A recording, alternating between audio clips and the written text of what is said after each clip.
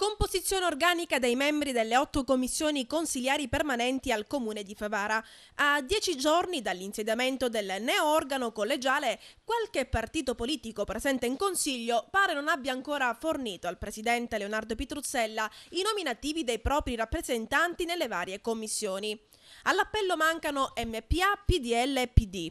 A quest'ultimo partito manca solo la nomina di un suo consigliere nella commissione al personale. Decisioni non del tutto ufficiali anche per la scelta dei capigruppo ad Aula Falcone Borsellino. All'appello mancherebbe solo il partito del Movimento per l'Autonomia. Infatti il partito dell'onorevole Bosco ha designato come capogruppo Maria Vella dopo che il consigliere Antonio Fallea aveva deciso e successivamente annunciato di rinunciare a qualsivoglia carica. Il gruppo consiliare dell'MPA invece dovrebbe essere guidato dal consigliere Paolo Laimo, anche perché il primo degli eletti, Salvatore Lupo, non avrebbe intenzione di ricoprire questa carica, in quanto impegnato.